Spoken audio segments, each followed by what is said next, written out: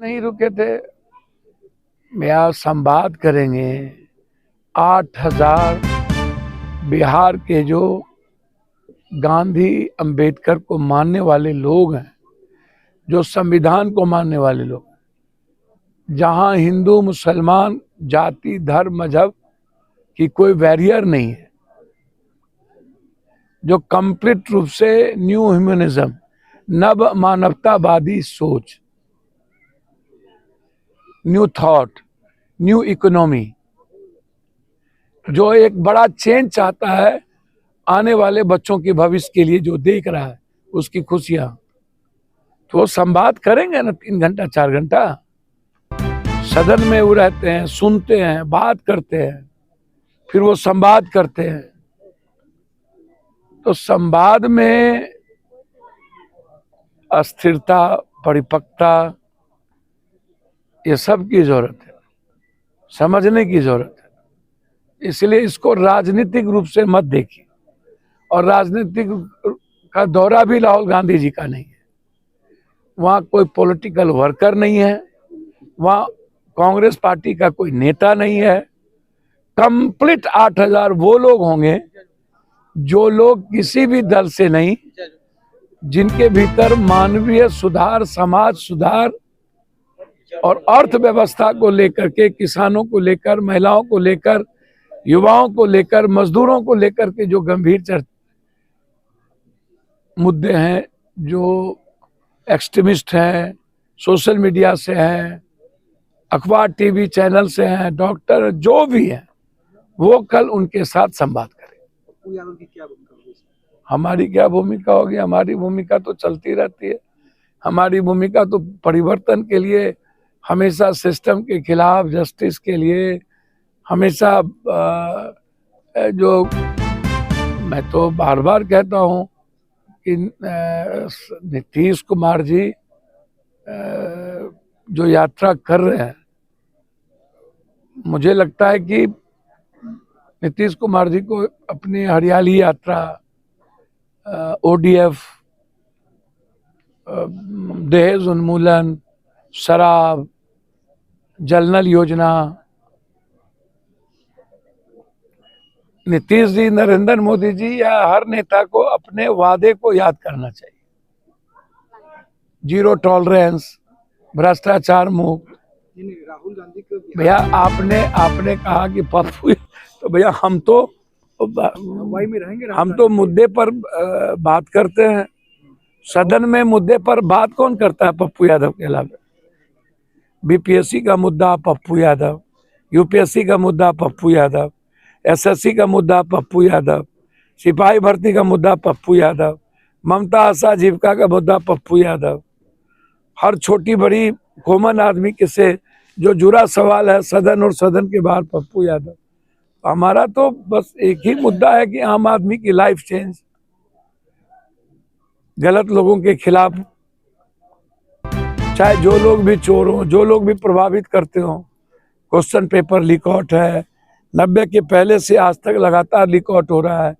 Genius बच्चों को नौकरी नहीं मिलेगी, आरक्षण लगभग खत्म हो गया, 11-12 सालों से लगभग रेलवे और बैंकिंग में नौकरी नहीं निकलती है, सब प्राइवेटाइजेशन में चला गया। ST SC EBC के बच्चों को प्राइवेट में आरक्षण है नहीं, तो नौकरी मिलने का कोई संभावना है ही नहीं। कल 1-2% 2% मिल भी जाता था।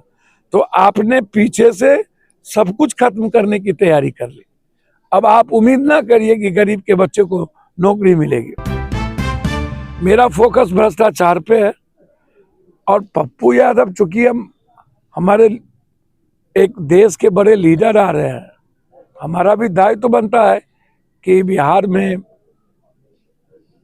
एक बड़े विचारधाराओं को आम लोगों तक पहुंचे, आम बच्चों तक पहुंचे, और राहुल गांधी को आने वाला जो हमारा भविष्य है, न्यू जनरेशन है, उनको समझने की जरूरत है। राहुल गांधी बिहार आएंगे तो गठबंधन के घटक दल के साथ भी बातचीत करेंगे, सीट उठ बंटवारा। सर, हम कोनो प्रवक्ता नहीं है, ना मुझको कोई जानकारी है।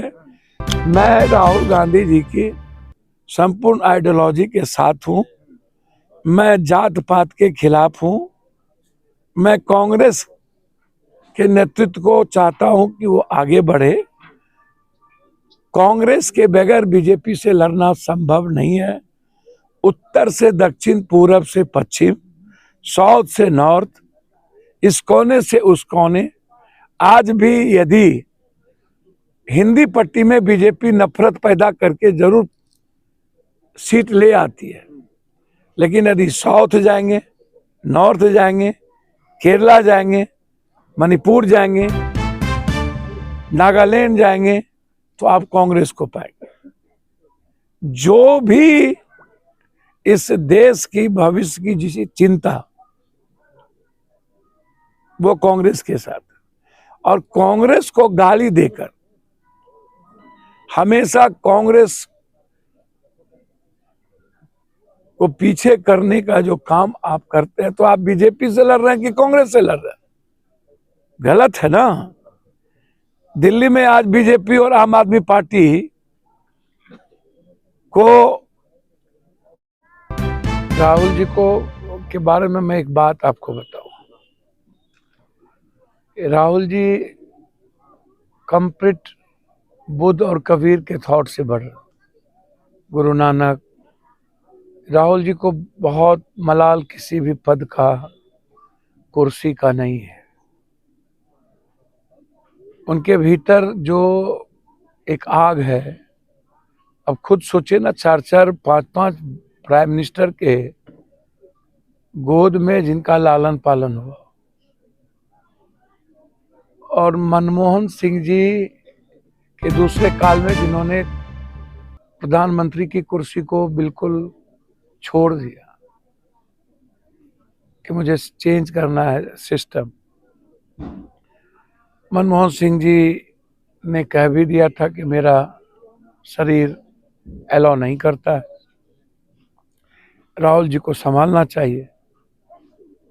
तो जिनके लिए पद कोई मतलब नहीं है, 4000 किलोमीटर पैदल चलकर इस कंट्री की सभी तरह के सामाजिक, आर्थिक, किसान, महिलाएं, युवा और इस देश की न्याय व्यवस्था, लोकतांत्रिक व्यवस्था और संवैधानिक दायित्व को महसूस किया, समझा।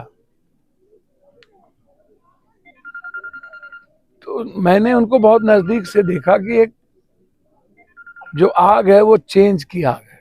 अंतिम व्यक्ति की जिंदगी को कैसे